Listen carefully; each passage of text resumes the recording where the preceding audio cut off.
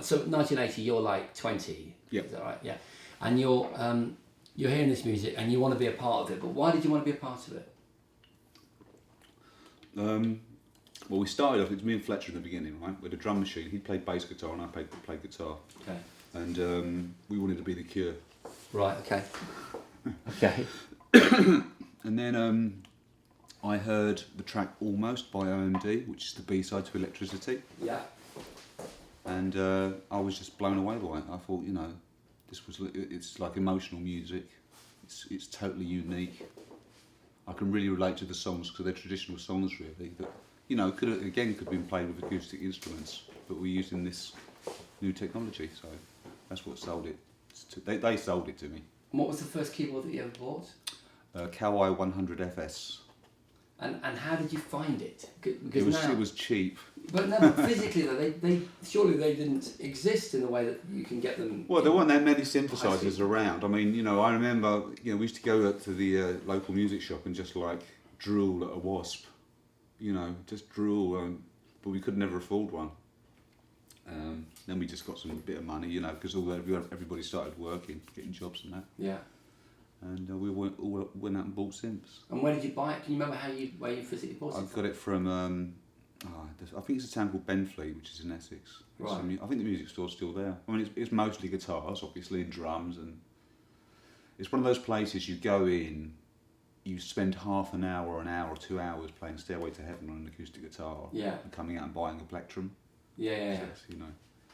So what I'm interested in is how much of your stuff in the early days was accidental. Well, obviously, in the very beginning, none of the synths that we had presets or memory, so it had to be Brilliant. You know. So everything, when we were playing live, everything was adjusted live. So in theory, nothing ever sounded the same, you know, because obviously, unless we mark the knobs. I think Fletcher used to put chalk marks on his cut-off frequency or something. That's right. But in fact, you've got a Boss DR55. 55, which has still got the markings on it. Yeah. Now, did I see that in your analog? Was it analog monologues? Is that right? Yeah. So, just in case anyone watching this hasn't seen that, I love that series. Although I had to kind of put it together from various dubious YouTube sources. What was analog monologues? Well, what it was, we started a website. Right? I started a website for myself because I was interested in doing music for other people other than bands. Yeah. And as you probably know, with a website, you have to keep adding content all the time. I mean, the Kraftwerk's website hasn't changed for 25 years. Yeah. You know? So one of the ideas was to do these little short films, put them out periodically, and hopefully draw people to the website, and also put like new remixes on the website and stuff like that. Anything that was going on. There were some instruments in there that I'd be honest, I'd never even heard of, because there were big holes in my knowledge. So I was a fan of synth pop from, you know, I was born in '69, so my era was the '80s. But I didn't really start to decode how it was created until recently, until sort of 5 or 6 years ago. And the analog monologues were really interesting. There was an instrument that was blue. It was a blue instrument. Is that there? Yeah. Syrinx. These are made in Holland. There are modular versions of this as well. It's kind of a little bit like a Korg. It's got very metallic kind of filters, and you know, amazing ring modulation, and also 3 different ways you can sync the soft sync and hard sync the oscillators, which makes for a more interesting sound. This is this little tab here is for modulations or for bending, so you can. I really like that. It's really unusual. So instead of having a wheel or a knob or anything, you hit these. Is this an instrument that you've used in your recordings, or is it just an oddity that you collected? No. I mean, all of the stuff. There was a few bits and pieces I had that I actually got rid of because I realised I was never going to use them. I used to have a Buchla system, and they're quite rare, but it's so unusable. You know, it's really a nerdy kind of.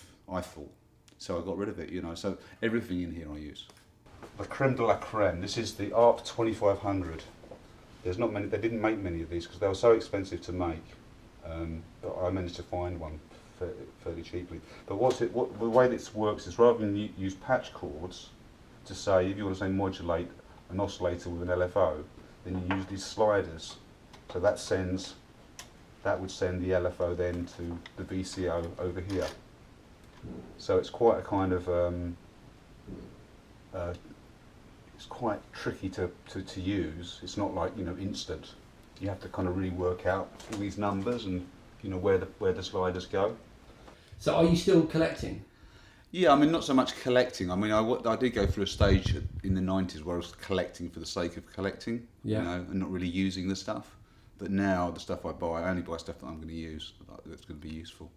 But also, you know, there's some really good keyboards out there, like, you know, we mentioned the Mofio and David Smith stuff. I think it's really good.